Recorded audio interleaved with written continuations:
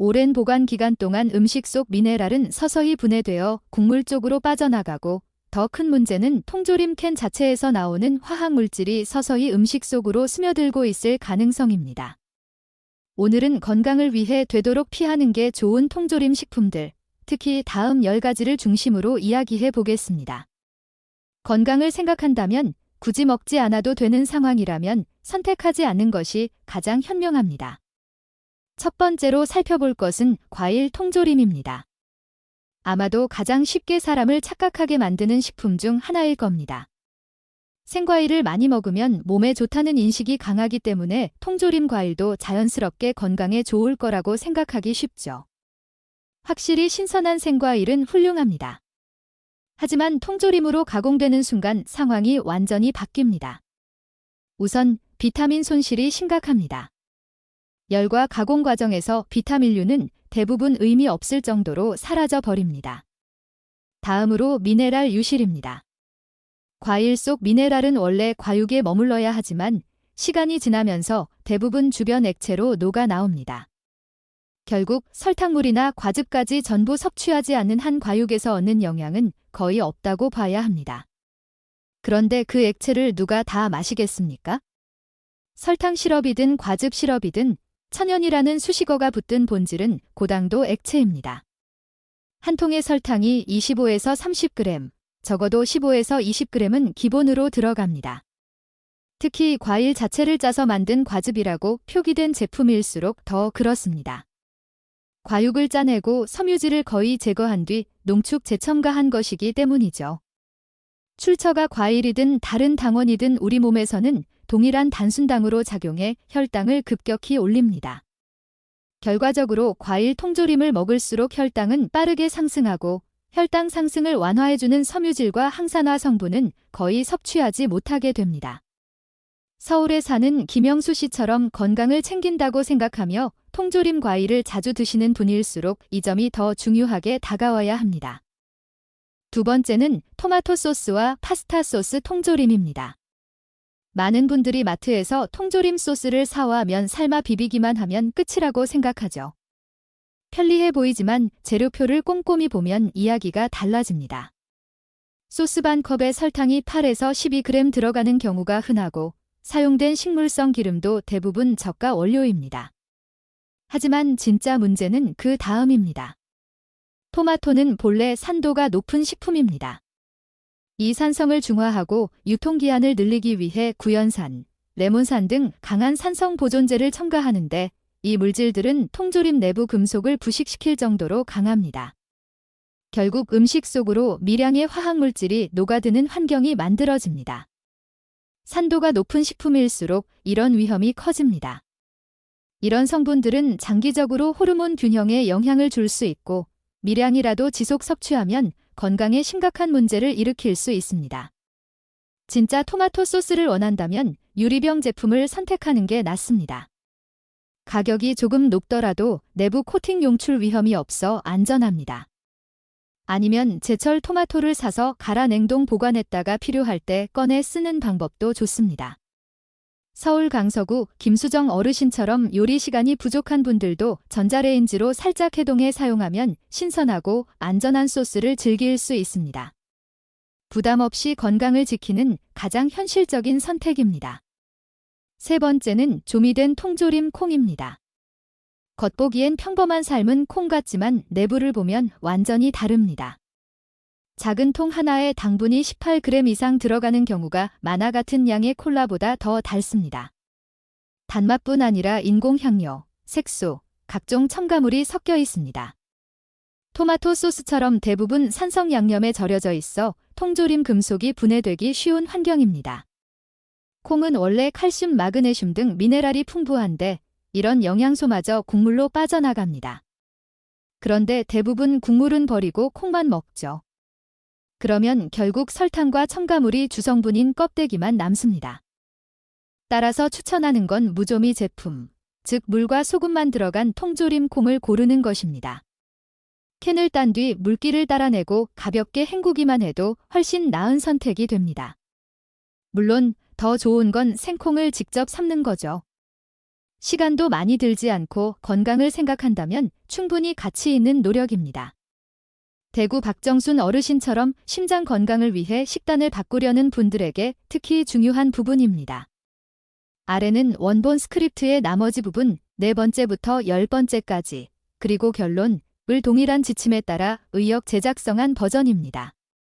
앞서 제공한 서론 3번째까지와 자연스럽게 연결되도록 스타일과 톤을 일관되게 유지했습니다. 전체 길이와 구조는 변함없이, 반복 표현은 최소화하고 문장은 더 부드럽고 전문적인 내레이션으로 다듬었습니다. 4번째는 통조림 수프입니다.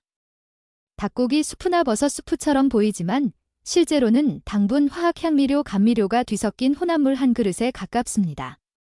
제조사들은 성분표를 복잡하게 만들어 소비자가 불안해하지 않도록 이름을 고급스럽게 바꾸죠. 예를 들어 가수분해 식물성 단백질이나 효모 추출물 같은 표현은 전문적으로 들리지만 결국 혀와 뇌를 속여 맛있게 느끼게 하는 역할을 합니다. 가장 큰 문제는 나트륨 함량입니다.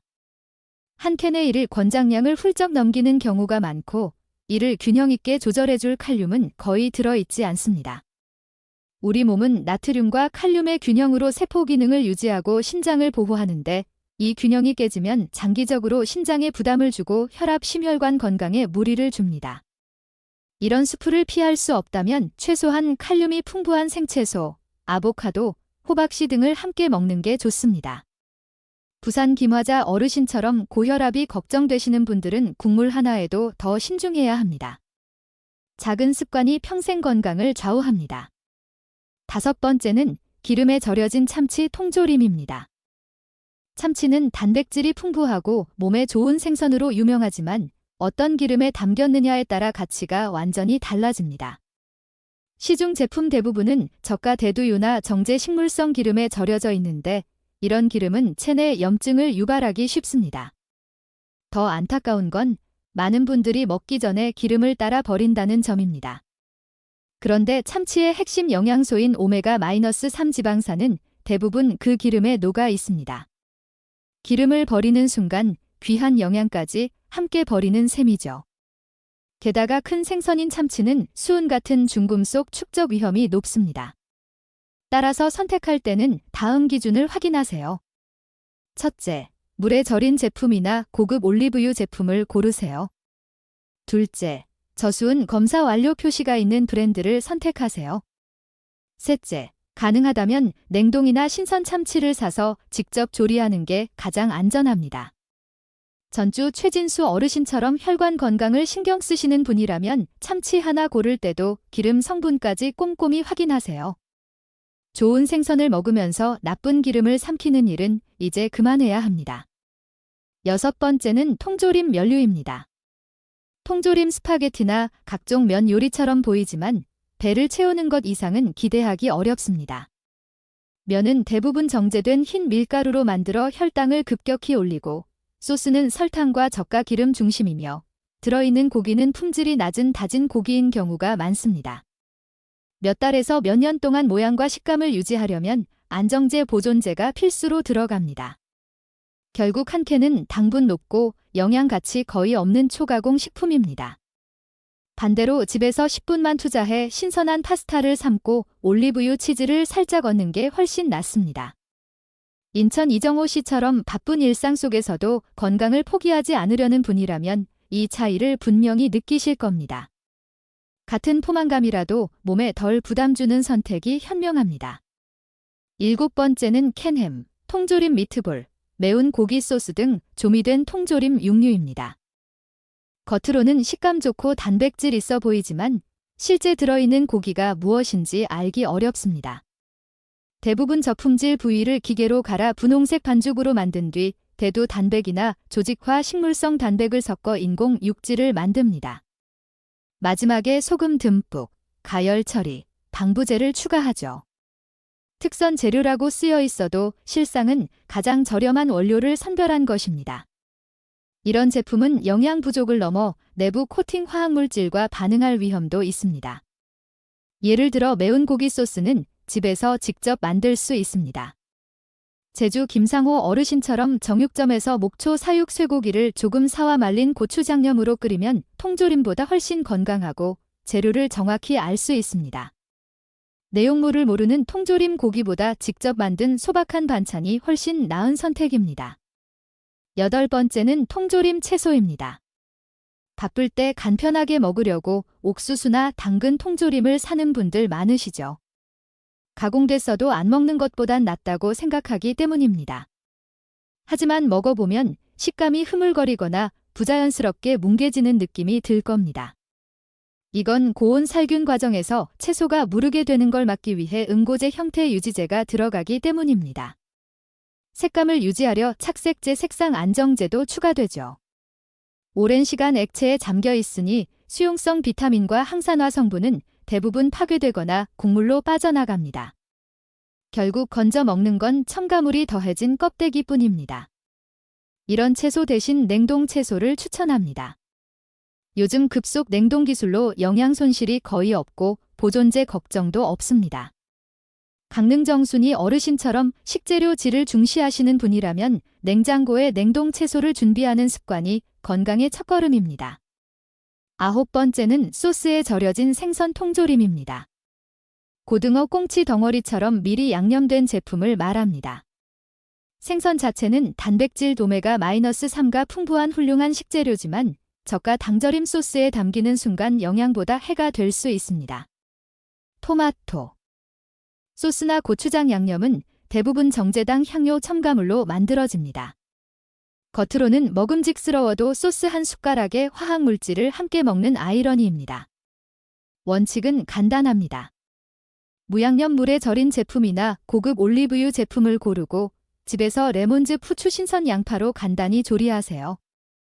광주 이문석 어르신처럼 건강에 민감하신 분들은 이 간단한 습관으로 통조림의 위험을 크게 줄일 수 있습니다.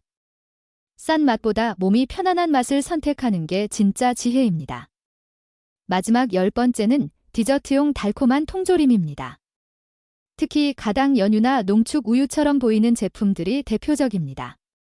겉으로는 우유처럼 보이지만 실제로는 우유를 증발시켜 설탕을 엄청 넣은 고농축 설탕 시럽입니다.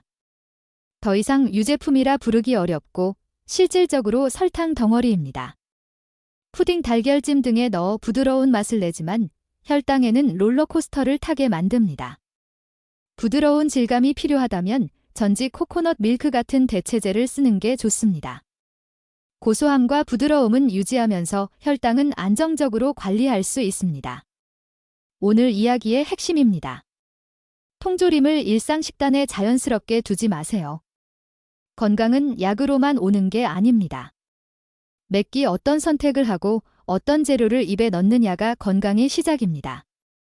통조림 속 화학 첨가물 정제당 나트륨 방부제는 조용한 독처럼 몸에 쌓입니다. 당장은 괜찮아 보여도 언젠가 마지막 한 방울이 되어 건강을 무너뜨릴 수 있습니다. 다음에 마트 가실 때 금속 통조림 코너는 그냥 지나치고 신선식품 코너에 더 오래 머무르세요. 어쩔 수 없이 통조림을 사야 한다면 몇백 원 더 써서 유리 용기 제품을 고르고 재료와 물만 들어있는 가장 단순한 걸 선택하세요.